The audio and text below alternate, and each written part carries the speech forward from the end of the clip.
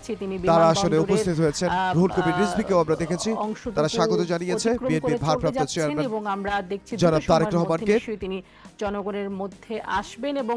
দীর্ঘ প্রতীক্ষার পর তিনি সাধারণ জনগণের সাথে বিএনপির যেই নেতাকর্মীরা রয়েছেন দীর্ঘদিন ধরে তার সাথে দেখা করার জন্য অধীর আগ্রহে অপেক্ষা করছিলেন। বাংলাদেশের তিনবারের প্রধানমন্ত্রী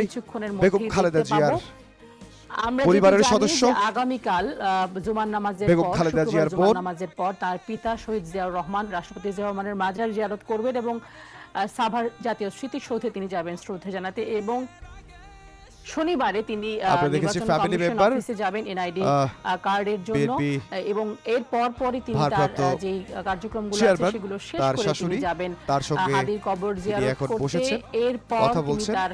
স্বাভাবিক যে নির্বাচনী প্রচারণা সেটি তিনি শুরু করবেন। আমরা এখন দেখতে পাচ্ছি একটা ঐতিহাসিক মুহূর্ত, একজনের সাথে আমরা দেখতে পাচ্ছি বিএনপির কুশল বিনিময় করছেন, নিশ্চয়ই তাদের পরিবারের জনাব তারেক রহমান তিনি বসে আছেন এটি এবং তার আমরা যতদূর জানতে পেরেছি জাইমা রহমানের দেখতে পাচ্ছি তার মেয়ে জাইমা রহমান তিনি বসে আছেন কুশল এবং বিনিময় তার করা পাশে হচ্ছে এবং আমরা দেখছি তার শাশুড়ি তিনি বসে আছেন এবং অন্য পাশে আমরা জুবাইদা দেখছি রহমানের মা বিএনপির ভারপ্রাপ্ত চেয়ারম্যান জনাব তারেক রহমান, তার স্ত্রী ডক্টর জুবাইদা রহমান তিনি বসে আছেন।